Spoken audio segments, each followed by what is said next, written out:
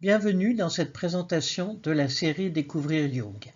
Cette série vise à être une introduction, un exposé de l'essentiel, éclairant l'un après l'autre différents aspects de la psychologie analytique. Le site internet groupe-jung.fr vous tient au courant des présentations disponibles et de celles qui sont en préparation. Cette présentation portera sur l'inconscient collectif et les manifestations qu'en sont les mythes et les contes. C'est la première de la saison 2022-2023. Je suis Brigitte Vienne, psychanalyste, membre didacticienne du Jung Institute de Zurich et de l'Association internationale jungienne, l'AIPA. Je suis aussi la présidente en exercice du groupe d'études Jung. Le terme inconscient collectif désigne un concept empirique et opérationnel créé par Jung lorsque son expérience psychiatrique lui apprit qu'on ne pouvait comprendre et soigner le psychisme uniquement sur la base de l'histoire personnelle. Il nous écrit « De nature collective, universelle et impersonnelle, identique chez tous les individus, cet inconscient collectif ne se développe pas individuellement. Il est en fait la somme des instincts et des archétypes. » Et dans Dialectique du moi et de l'inconscient, il détaille « Nous identifions des matériaux comme relevant de l'inconscient personnel à leur provenance. Leur apparition ou leur efficacité procède d'un lien quelconque avec le passé personnel du sujet. Mais l'inconscient détient aussi des facteurs impersonnels, collectifs, sous forme de catégories héritées et d'archétypes. C'est ainsi que j'ai été amené à parler d'un inconscient collectif. Il convient de prendre en compte à la fois l'inconscient et le conscient collectif. L'inconscient collectif est relativement indépendant de l'espace et du temps, comme le suggèrent les phénomènes de synchronicité. C'est une notion qui permet une compréhension des phénomènes collectifs, les facteurs socioculturels ne pouvant être considérés comme la sommation pure et simple d'inconscient individuel. Le développement récent du concept de complexe culturel nous permet un approfondissement de notre compréhension du fonctionnement de l'inconscient collectif, mais aussi du conscient collectif. La fascination collective par un contenu de l'inconscient collectif peut amener les groupes humains à des comportements unilatéraux, souvent violents, comme dans le cas du nazisme ou celui du djihadisme. Le conscient collectif se compose des normes, habitudes, préjugés, opinions et leurs pressions, propagandes diverses, en particulier commerciales. Ce conscient collectif agit directement sur le moi par les normes familiales et sociétales. L'inconscient collectif est à la base de la psyché, au plus profond de celle-ci. Et ces contenus constituent comme une condition ou une base de la psyché en soi, condition omniprésente, immuable, identique à elle-même en tout lieu. Dans le glossaire de ma vie, Jung précise « Plus les couches sont profondes et obscures, plus elles perdent leur originalité individuelle. Plus elles sont profondes, c'est-à-dire plus elles se rapprochent des systèmes fonctionnels autonomes, plus elles deviennent collectives et finissent par s'universaliser et par s'éteindre dans la matérialité du corps, c'est-à-dire dans les corps chimiques. Le carbone du corps humain est simplement carbone. Au plus profond d'elle-même, la psyché n'est plus qu'univers. » L'inconscient collectif constitue l'un des pôles de formation de l'individu.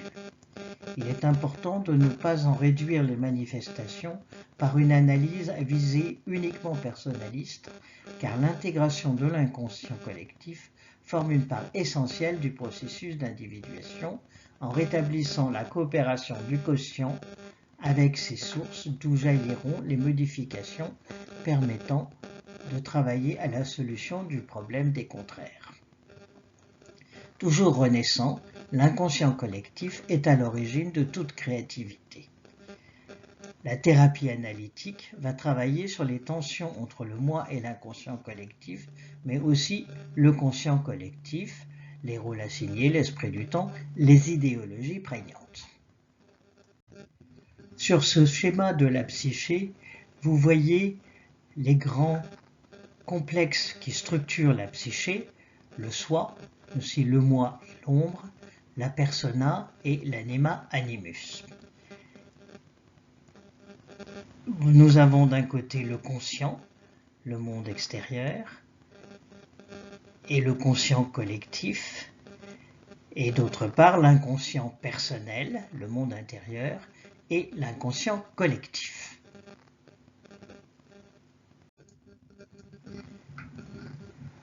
Les contes et les mythes sont des manifestations de l'inconscient collectif. Ils parlent à tous les êtres humains, avec des variantes selon les cultures. Le mythe nous apparaît donc comme une des acquisitions les plus hautes et les plus importantes qui donnent aux hommes sécurité et force pour qu'ils ne soient pas submergés par la monstruosité de l'univers. Mythes et contes de fées nous parlent à travers des images et des symboles. Considéré du point de vue du réalisme, le symbole n'est pas une vérité extérieure, c'est une vérité psychologique, car il fut et est le pont qui mène à toutes les grandes conquêtes de l'humanité.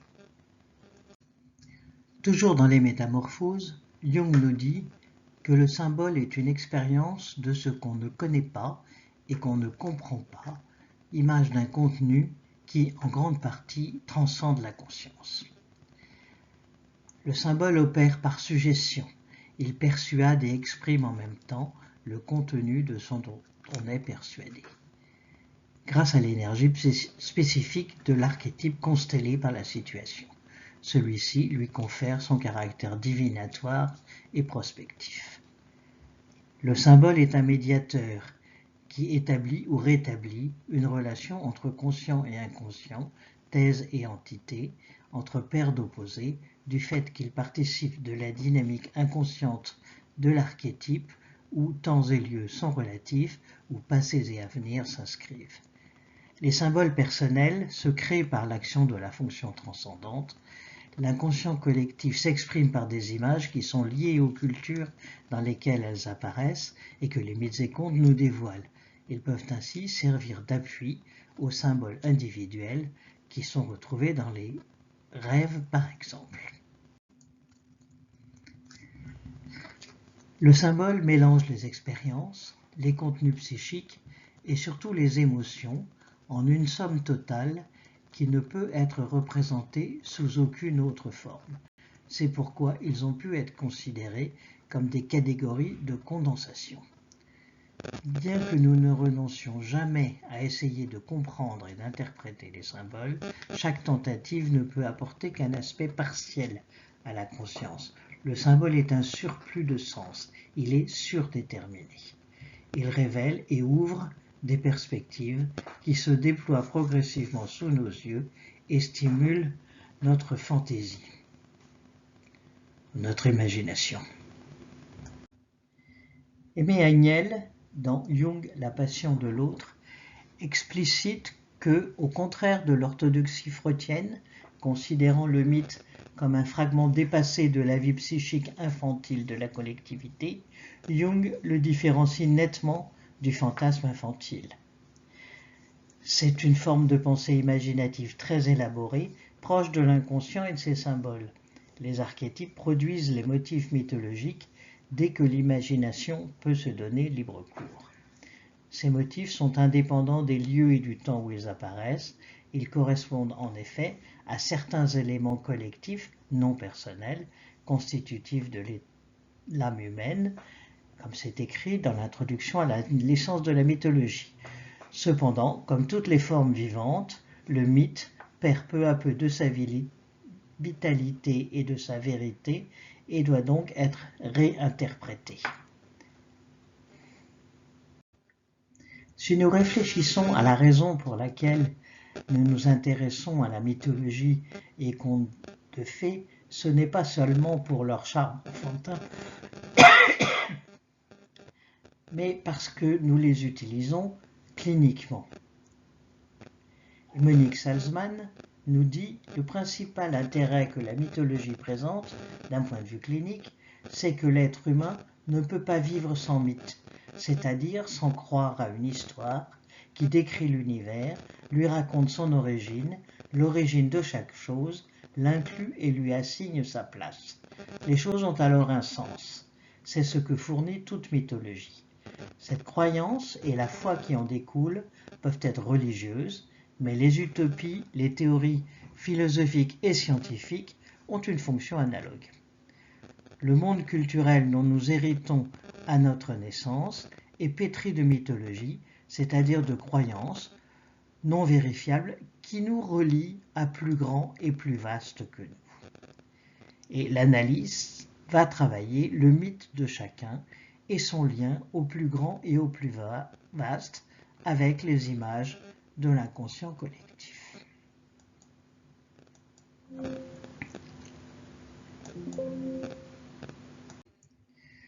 Toute mythologie tente de mettre de l'ordre dans le chaos originaire et c'est le premier rôle des mythes de création.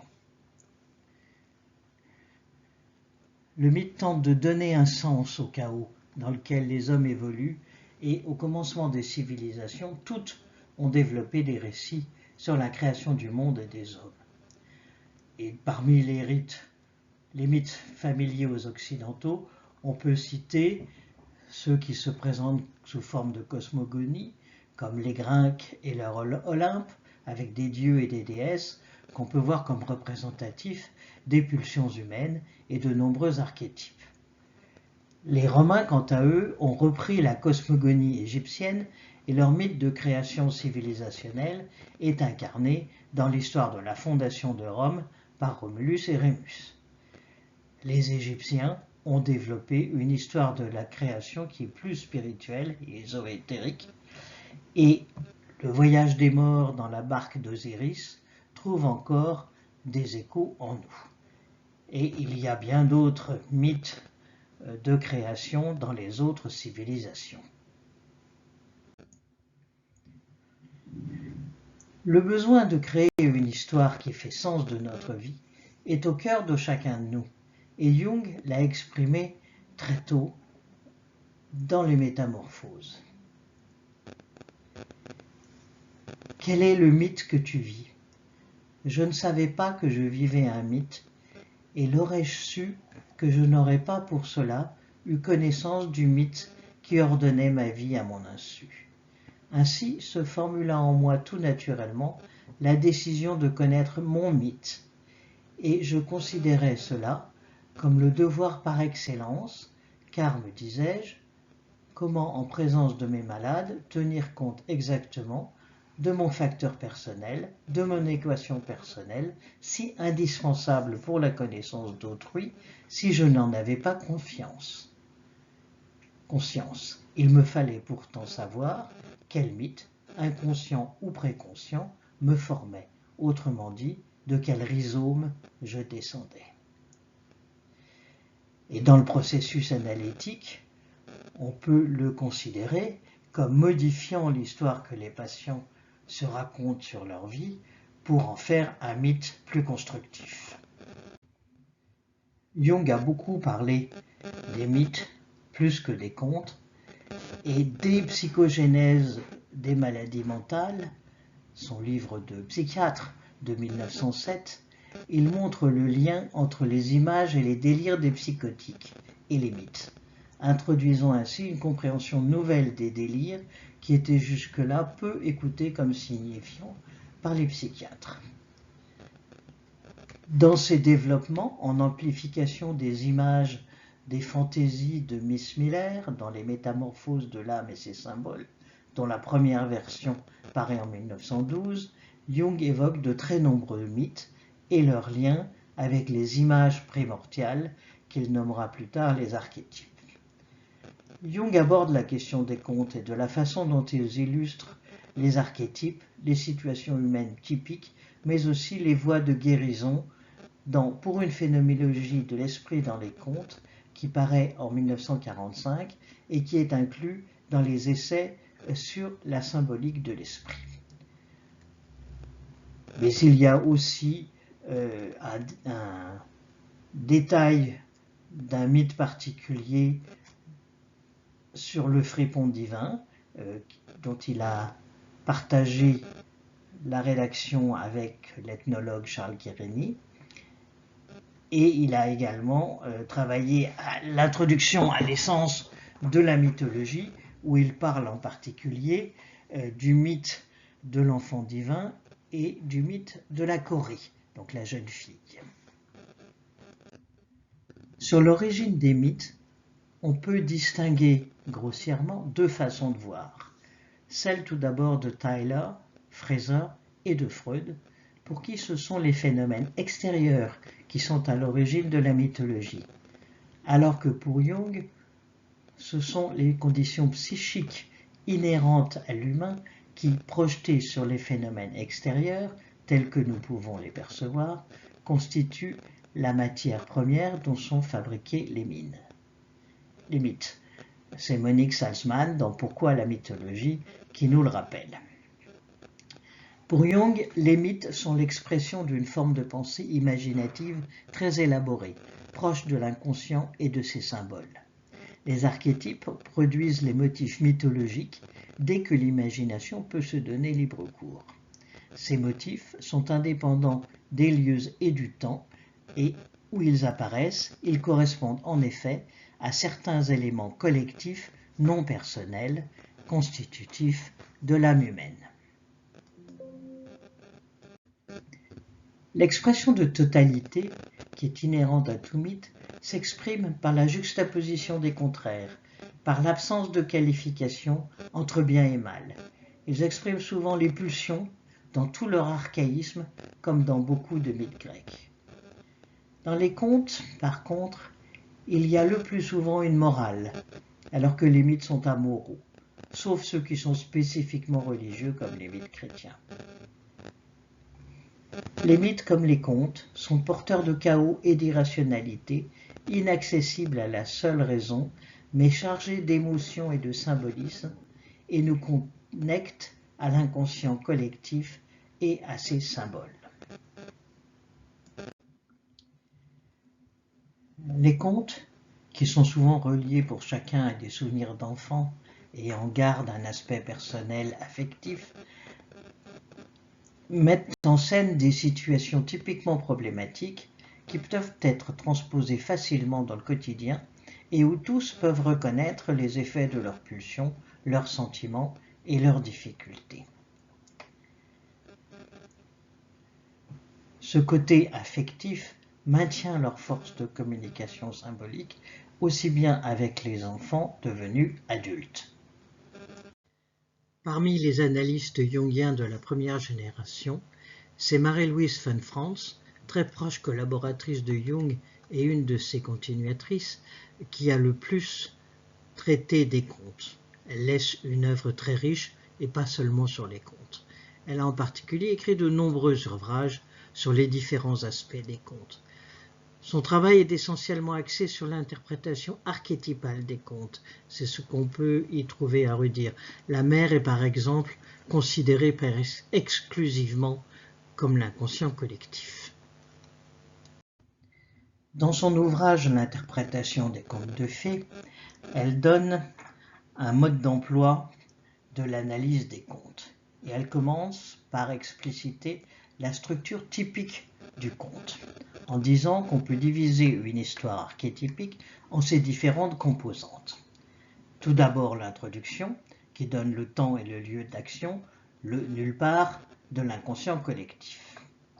Viennent ensuite les acteurs du drame, et il importe de considérer le nombre de personnages présents au début et à la fin de l'histoire, et ce qui permet de regarder ce qui manque et doit être restauré, et en particulier par rapport à leurs différentes caractéristiques, enfants, parents, genre.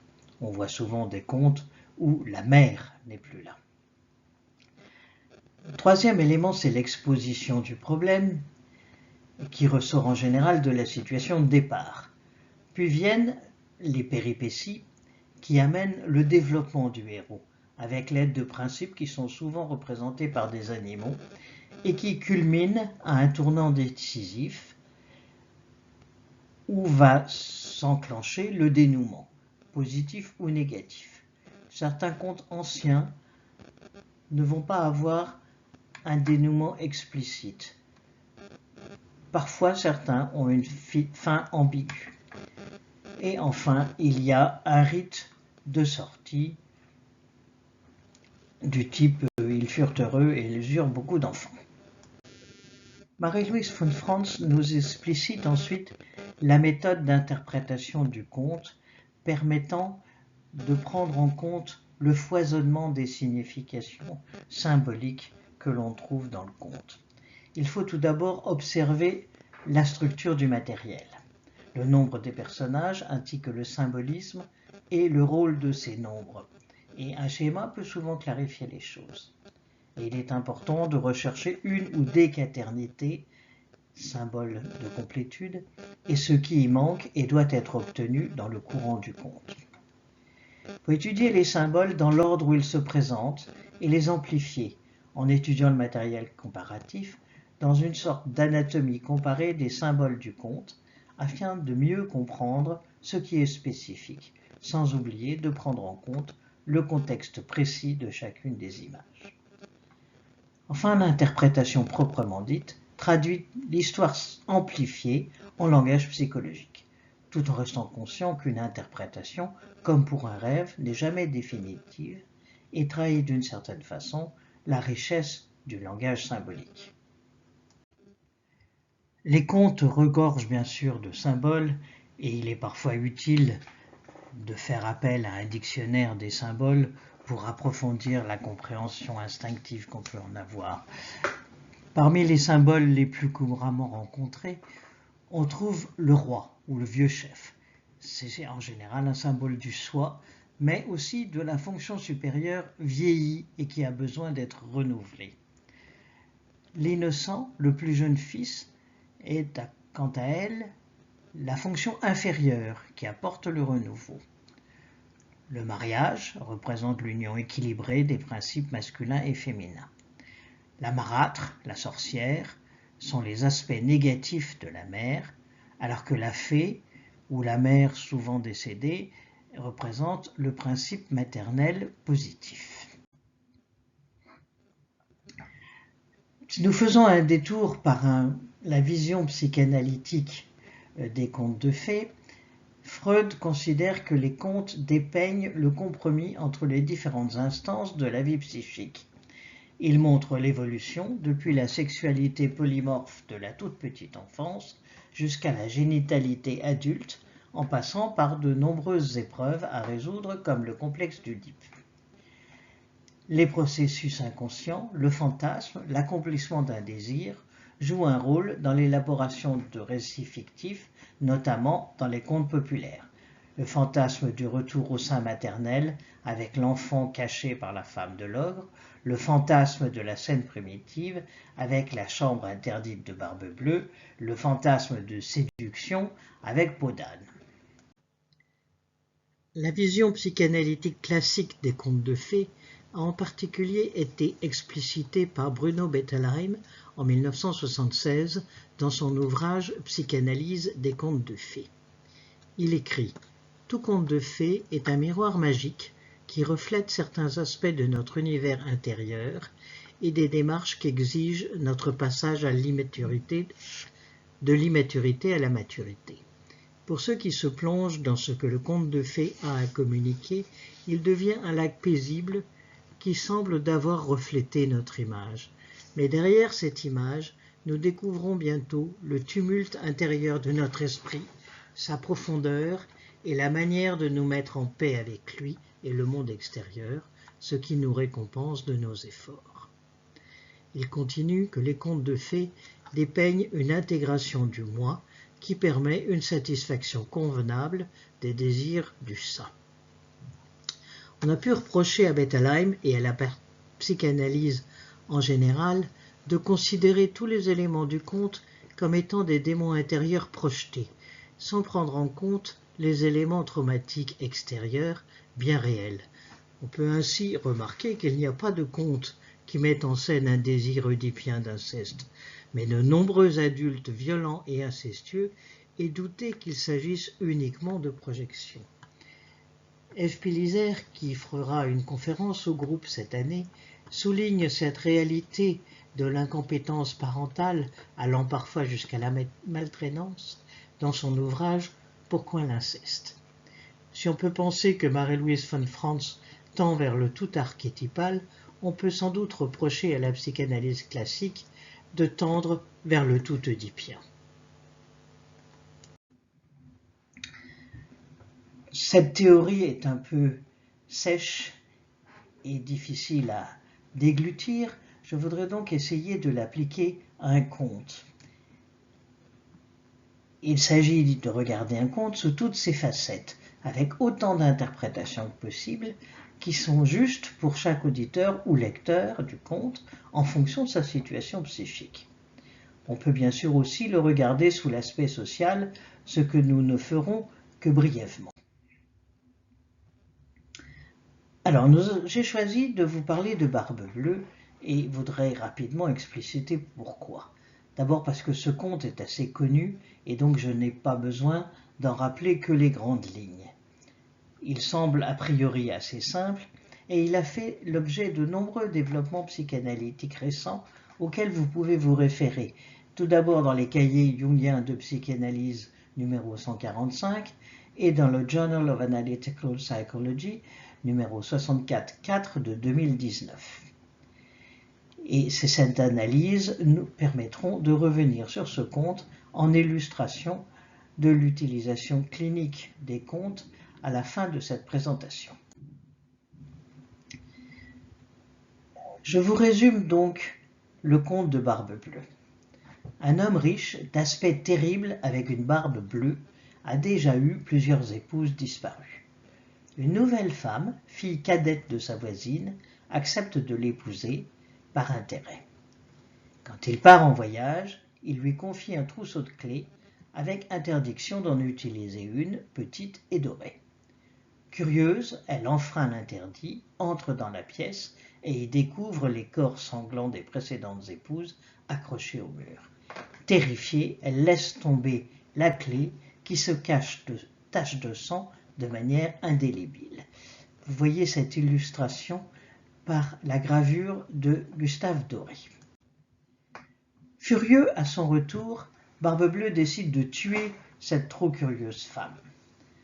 Ce jour-là, la malheureuse attend la visite de ses deux frères, l'un dragon et l'autre mousquetaire, et elle supplie son mari de lui laisser assez de temps pour prier avant de mourir. Le monstre lui accorde un quart d'heure. Sa sœur Anne monte en haut de la tour pour guetter l'arrivée de leur frère. La Barbe Bleue crie et s'apprête à l'exécuter avec un coutelas, la tenant par les cheveux, lorsque les frères surgissent enfin et le tuent à coups d'épée. La rescapée hérite de toute la fortune de son époux, aide sa sœur et ses frères. Elle épouse ensuite un honnête homme qui la rend enfin heureuse. Regardons donc la structure du conte en application des préceptes de Marie-Louise von Franz. L'introduction nous montre la situation d'un homme riche, d'apparence laide et terrible, et d'une jeune femme à marier. Les personnages sont donc Barbe Bleue et sa jeune épouse, 2 personnes, et la jeune femme a 2 frères et une sœur, et c'est là une quaternité équilibrée, 4 personnes. La péripatie, la curiosité amène la jeune femme à transgresser l'interdit. Elle est confrontée à l'horreur indélébile de ce cabinet sanglant. Malgré ses tentatives de dissimulation, Barbe Bleue la condamne à une mort aussi sanglante que celle des épouses précédentes et reste insensible à ses supplications. Le temps pour prier et le recours à la voix appelant sa sœur, Anne, ma sœur Anne, lui permettent d'attendre ses frères. Mais c'est très long et la sœur répond longtemps « Je ne vois rien que le soleil qui poudroie et l'herbe qui verdoie ». Le dénouement se produit quand Barbe-Bleue lève son épée pour l'égorger et les deux frères entrent à ce moment et le passent par l'épée.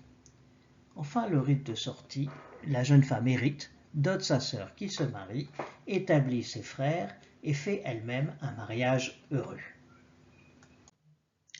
Commençons par citer, en vrac dans un premier temps, ce qu'évoquent les différents éléments du conte, avant d'essayer de faire sens de ce foisonnement. Barbe-Bleue tout d'abord. C'est un tueur en série sans pitié, psychopathe, qui n'a ni pitié ni compassion pour celle qu'il a aimée. Il n'a pas besoin d'enlever ses victimes, elles sont attirées par ses richesses. La Barbe-Bleue signale un homme par-delà le normal et l'humain. C'est une figuration de la mort que la jeune femme perçoit dans un premier temps comme dangereuse, puis choisit d'ignorer, aveuglée par la richesse. On a souvent parlé d'une inspiration par Gilles de Rais, compagnon de Jeanne d'Arc, soupçonné du meurtre et d'avoir abusé et tué de jeunes garçons. Il s'agit de violences instinctuelles incontrôlées. Barbe-Bleue évoque aussi Saturne, dévorant ses enfants, et l'ogre et les ogresses de nombreux contes, et la symbolique de la dévoration est explicite dans certaines versions du conte de Barbe-Bleue. La couleur bleue, quant à elle, est celle du spirituel, ou plutôt du surnaturel, et c'est inhumain chez Barbe-Bleue. On peut aussi se souvenir que le sang bleu est aussi le sang froid. Qu'associons-nous à la jeune épouse? On peut d'abord dire que, alors que sa sœur et ses frères sont identifiés par un nom ou une profession, elle reste anonyme, signe qu'elle doit s'individuer. Elle semble mue par la cupidité et l'avidité de celle qui a accès aux grandes richesses de son époux et veut encore plus de biens matériels qui représentent la seule ressource qu'elle semble avoir. On peut voir cette avidité aussi dans une volonté d'emprise, celle de tout posséder de son riche mari, y compris son secret. On peut se demander aussi si elle n'a pas une volonté illusoire de le sauver, comme ça se produit dans La Belle et la Bête. C'est en tout cas un mariage d'argent où la possession matérielle remplace l'éros. La curiosité et la transgression qu'elle ose, en ouvrant le cabinet, sont les moteurs de l'action. Elle représente sa découverte d'une capacité à penser et agir par elle-même. Quant aux épouses disparues, certaines versions du conte précisent qu'elles étaient 6, et l'héroïne du conte serait donc la 7e, 7 étant un chiffre à valeur symbolique de complétude. Elle pourrait représenter les parties démembrées de l'identité de l'héroïne dans sa dépendance, partie qu'elle a tuée en se laissant posséder par cet instinct avide et destructeur. Sœur Anne est un énigmatique double de la jeune femme. C'est la sœur aînée qui n'avait pas accepté d'épouser Barbe-Bleue malgré sa richesse. Et c'est elle qui fait le guet et reste en lien avec sa sœur par la voix. Elle est en connexion avec la nature et parle de l'herbe et du soleil. Elle rend palpable l'attente angoissée de sa sœur et l'espoir qui ne veut pas mourir. On peut voir sœur Anne comme une figure d'ombre sur un versant positif, représentant les capacités féminines chez la jeune épouse. La clé, la petite clé d'or, est une clé magique dont le sang ne s'efface pas. Elle représente un interdit, mais elle a été confiée à la jeune femme par Barbe-Bleue lui-même. Elle symbolise à la fois la tentation de transgression et la promesse de punition par la mort. La clé est traditionnellement symbole de pouvoir, de connaissance et d'intimité. Le sang, sur la clé, matérialise la fin de l'innocence de la jeune femme. Elle a vu la vérité, la violence et l'horreur. Il souligne la violence psychique et l'existence de la mort. Le sang des règles marque le passage du statut d'enfant à celui de femme. Le cabinet, quant à lui, est ici celui de l'horreur, qui est inéluctable et sanglante, c'est monstrueux et inhumain, et elle y est confrontée à la réalité de la mort et du meurtre. Mais on peut aussi se demander si ce serait le cabinet de l'analyste dans lequel nous découvrons les monstruosités bien cachées qui nous habitent. Si nous commençons à évoquer quelques premiers éléments d'interprétation, on peut remarquer d'abord que la portée archétypale de ce conte, et donc le fait qu'il s'agit de pulsions essentielles de l'être humain, on le voit dans de nombreux personnages de l'histoire, Landru et Jacques l'Éventreur, pour ne citer que cela. Si l'on se concentre sur le monde interne, celui de la jeune femme, on identifie tout d'abord la portée sanguinaire, monstrueuse, d'une confrontation avec le chaos destructeur, mais aussi la séduction trouble d'un homme monstrueux qui n'a rien du prince charmant. On peut donc voir Barbe Bleue sous plusieurs aspects. Tout d'abord un animus destructeur qui fascine et détruit le féminin, et ce, parce qu'elle adopte les valeurs de son époux. C'est aussi le persécuteur interne, au sens de Donald Kalscheld, et nous y reviendrons rapidement. Enfin, c'est la mère dévoratrice.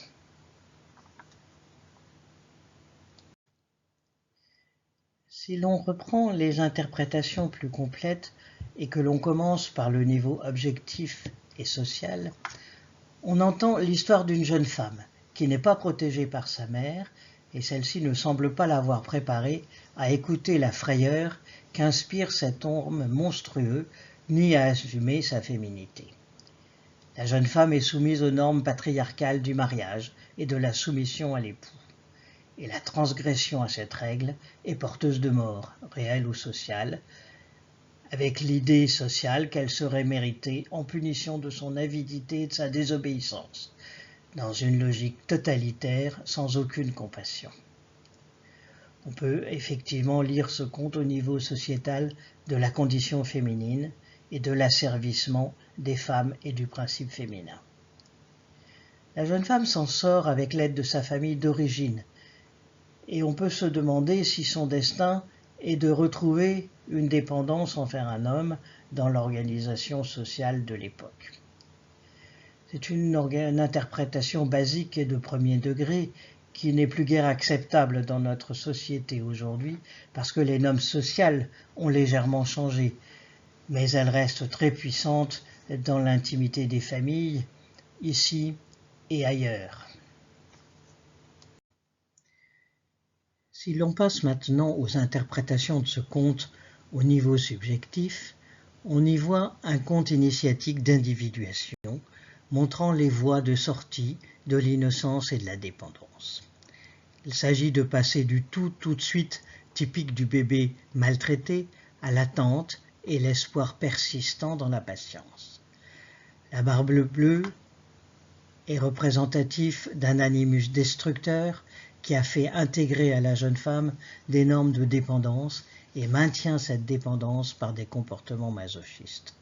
Cet animus est projeté sur le mari et on sait cliniquement qu'il trouve son origine dans les relations archaïques. La transgression de l'interdit et la curiosité montrent l'accession à une capacité de décision et même de dureté dont elle a besoin pour sortir de la dépendance. La curiosité lui permet de reconnaître la réalité des agressions humaines. On peut aussi penser, en parallèle, à un traumatisme précoce, avec une mère qui n'a pas protégé sa fille et celle-ci ne peut pas assumer la responsabilité de soi. Donald Kalscheld expose les mécanismes de formation de défense du soi et l'existence d'un persécuteur interne, et on peut interpréter Barbe Bleue comme ce persécuteur. Enfin, on peut se poser la question d'une dépendance qui persisterait à la fin du conte. Mais on peut voir les frères et sœurs comme les ressources internes qui permettent à la jeune femme de sortir de l'enfance innocente et dépendante, ressource qu'elle honore dans le reste de sa vie. C'est son chemin d'individuation. Ce veuvage violent lui permet de devenir vraiment femme et d'entrer dans un nouveau mariage qui soit respectueux et favorise son individuation. S'il est plus spontanément évident d'interpréter ce conte d'un point de vue féminin, on peut aussi regarder le point de vue masculin de qu'est-ce que c'est que ce Barbe Bleue et si on peut le rencontrer dans la vie. C'est en effet un homme qui détruit toutes les femmes qu'il aime et il doit tuer ceux qu'il prétend aimer. Il est dominé par sa violence et ses fantasmes sadiques et il est terrifié qu'on découvre ses secrets et on peut penser qu'il s'agit des causes de sa souffrance psychique au-delà du symptôme des femmes assassinées. Le conte semble indiquer que le principe féminin pourrait sauver sa vie s'il acceptait de l'écouter. Si nous suivons toujours Marie-Louise von Franz et essayons maintenant de traduire le déroulé du conte en termes psychiques, on pourrait dire qu'une jeune femme restée dans l'enfance et l'avidité liée à un attachement insécure rencontre les aspects démoniaques et violents en elle, aspects qui ont détruit beaucoup de ses potentialités et de ses ressources féminines. Elle est dans la fascination mortifère d'un animus sans pitié. Quand elle est confrontée brutalement au côté mortel de cette obsession-fascination, elle croit mourir, de peur panique d'abord, et de la main de ce mari sur qui est projeté cet animus et son autodestructivité. Elle devient consciente de la proximité de sa mort et la mort relativise le pouvoir de la fascination et lui permet enfin d'en sortir. Elle comprend alors que quelque chose d'essentiel existe en elle, en dehors de cette avidité addictive, et que pourtant cette violence meurtrière est la sienne. Elle fait appel à la spiritualité, le conte nous dit qu'elle prie, et c'est une puissance plus forte que son addiction. Elle se tourne vers ce qui en elle n'est pas soumis à cette obsession, qui est représentée par sa sœur, qui voit la nature et la vie, et qui est un contrepoint consolateur au courteau de Barbe Bleue qui s'accrète et s'aiguise pendant ce temps-là. Il faut attendre, prendre du recul, pour que les frères sauveurs, qui sont les ressources internes à mobiliser, aient le temps d'arriver. Ce sont d'autres figures d'animus, positives cette fois, capables d'éliminer Barbe Bleue, le problème de la dépendance, par le combat.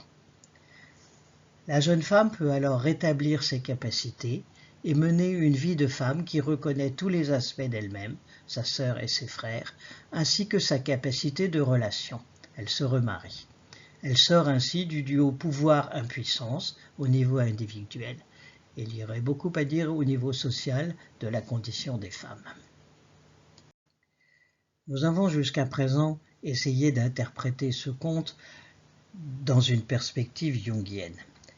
Il est intéressant de voir ce que d'autres perspectives analytiques pourraient nous apprendre. D'un point de vue freudien, on repère l'indiscrétion sexuelle et la peur de la trahison sexuelle, en particulier à partir du symbolisme de la clé qui représente l'ouverture sexuelle et qui reste marquée du sang de l'hymen rompu, de la perte de l'innocence. Dans cette logique, la rencontre avec Barbe Bleue symbolise une régression vers les contenus les plus archaïques de la psyché. Et la chambre close est vue comme le lieu du fantasme originaire, de la scène primitive, de la relation sexuelle des parents, et c'est une vision enfantine de la sexualité comme violence. Alain Gibault, dans le numéro cité des cahiers jungiens de psychanalyse, voit le sang comme ayant une fonction de miroir, le sang caillé dans lequel elle voit tout d'abord les femmes décapitées dans le cabinet. Et ce serait comme le bouclier de Persée qui permet à celui-ci de décapiter Méduse, et ça lui évite d'être complètement paralysé par l'angoisse d'anéantissement, dans une confrontation avec l'imago de la mère archaïque dévoratrice.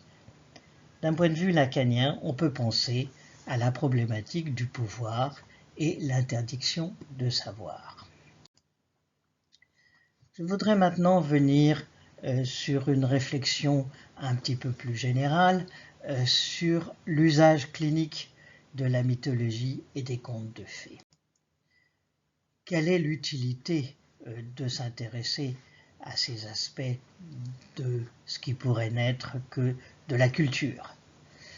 Selon Fordham, qui est à l'origine de la psychologie analytique développementale, trop d'alchimie, de mythes et de folklore entraîne une perte de contact analytique avec le contexte personnel et conduirait à un exercice qui, bien que de grande envergure, est principalement intellectuel et non spécifique.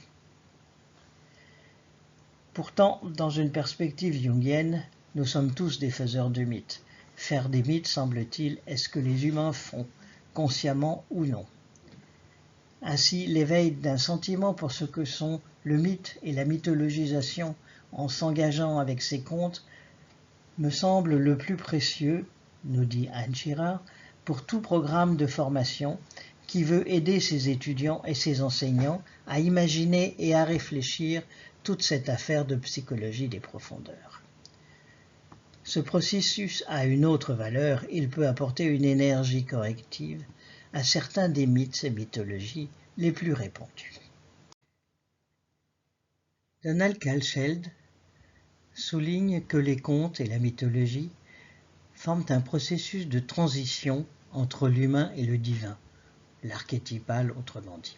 Il souligne qu'un certain groupe de patients, généralement appelés schizoïdes, ne peut se permettre de vivre dans le monde réel, précisément parce que leurs aspirations naissantes ont été déçues de manière traumatisante dans leur enfance. Les liens avec le monde, médiatisés par des personnes significatives, ont été rompus et l'espoir a été perdu. Les processus à la frontière entre la potentialité et l'actualité dans le développement humain doivent être considérés sur la toile de fond des processus archétypaux, c'est-à-dire sur la toile de fond de la mythologie. La mythologie et toutes les grandes religions du monde sont préoccupées par une question essentielle, la question de la relation entre l'humain et le divin et comment elle est maintenue face à la souffrance humaine. Il s'agit de la connexion entre le monde transcendant, avec ses énergies archétypales qui donnent la vie, et le monde temporel mondain, lié par le temps, l'espace, l'histoire et la routine. Ces énergies divines, archétypales, sont celles qu'on peut toucher dans les mythes et les contes, qui ont ainsi un effet thérapeutique traditionnel. Une des techniques largement utilisées par Jung, qui était nourrie de mythologie, est l'amplification par les thèmes mythologiques, et Métamorphose de l'âme et ses symboles en fournit de nombreux exemples. Et les analystes jungiens classiques utilisent largement cette amplification dans le travail des rêves et celui de l'imagination active. C'est une technique qui permet de passer du niveau complexuel au niveau plus archétypal. L'idée étant que le travail associant les symboles apparaissant dans les rêves et les symboles collectifs permet une compréhension plus universelle du rêve et une connexion du rêveur aux énergies dont il a besoin pour son individuation. Cette technique de l'amplification est très critiquée, voire refusée par les analystes de l'école jungienne archétypale. L'accès au conte peut aider à développer un complexe qui empêche l'accès à l'imaginaire.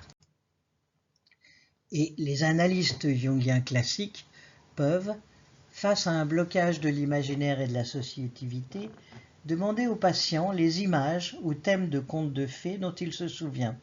En rassemblant les motifs, il est possible de trouver les sujets importants de la vie psychique et relationnelle du patient. On peut même l'inciter à écrire lui-même son propre conte ou son propre mythe, pour reprendre le terme de Jung. Il s'agit de retrouver le chemin de leurs émotions en se reconnectant à leurs émotions d'enfants, écoutant leurs contes de fées favoris. Car contrairement à ce qui était reproché par Fordham aux contes et à la mythologie comme un processus intellectuel hors sol, la valeur des contes et de la mythologie est l'accès à nos émotions. On peut aussi voir le conte de fées comme la description d'une souffrance psychologique. Et dans son magnifique ouvrage qui s'appelle The Abandoned Child Within, qui n'est malheureusement pas traduit en français, Catherine Asper utilise le conte Les Trois Corbeaux pour illustrer les effets de la négligence de la mère sur l'abandon de soi narcissique de ses enfants devenus grands, et le conte permet aussi de souligner les voies de sortie de cette difficulté. Dans cette ligne, on peut voir Barbe Bleue comme une histoire de dépendance, voire d'addiction, menant aux portes de la mort, voire au-delà pour l'addiction aux drogues. Et il est intéressant de noter que le recours à la prière, qui se montre dans le conte, évoque les étapes spirituelles préconisées par les alcooliques anonymes, suivant un échange avec Jung lui-même, et qui est le deuxième précepte. Nous en sommes venus à croire qu'une puissance supérieure à nous-mêmes pouvait nous rendre la raison. Et le troisième, nous avons décidé de confier notre volonté et nos vies aux soins de Dieu tels que nous le concevons. Enfin, Barbe Bleue est aussi une histoire de trauma et de dissociation. Nous l'avons évoqué en particulier à propos des morceaux dissociés que représentent les femmes pendues dans le cabinet. Et le déroulement du conte donne symboliquement des pistes de solution à la souffrance décrite. Au-delà des images utilisées pour l'amplification et qui se basent sur les images exprimées par le patient, l'analyste nourri de contes et de mythologie peut voir surgir dans son contre-transfert des histoires tirées de la mythologie ou des contes, mais aussi de la littérature ou du cinéma. Et c'est tout d'abord une information précieuse sur ce qui se passe chez le patient, les aspects complexuels, mais aussi une voie possible de sortie de ce complexe. Les circonstances dans lesquelles l'analyste peut faire part de cette association à son patient sont rares et doivent être très mesurées, comme toujours quand il s'agit de partager son contre-transfert.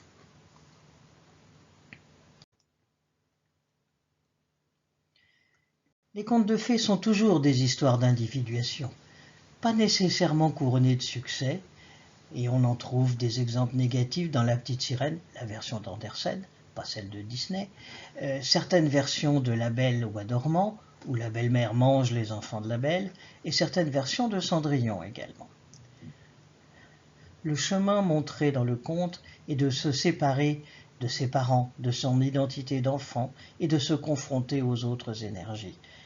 Et bien sûr, ce chemin ne concerne pas que les jeunes enfants, d'où l'intérêt des contes pour nos patients adultes. Et les héros trouvent toujours qu'il s'agit d'un long chemin avec beaucoup d'obstacles qui peuvent être surmontés à l'aide des ressources du héros, personnelles et surnaturelles, spirituelles. Et ce chemin d'individuation est aussi celui que les analystes essayent d'accompagner. Pour faire ce travail, j'ai utilisé une assez large bibliographie. Tout d'abord chez Jung, les métamorphoses de l'âme et ses symboles, ou l'introduction à l'essence de la mythologie, mais aussi le petit ouvrage de Modic Sazman, Pourquoi la mythologie, et les articles regroupés dans le numéro 145 des cahiers de Jungien de psychanalyste avec le titre Contes pour enfants. Et enfin, sur l'usage clinique de des contes de fées, Verena Cast a écrit un article très intéressant dans la Psychoanalytic Review. Merci de votre attention.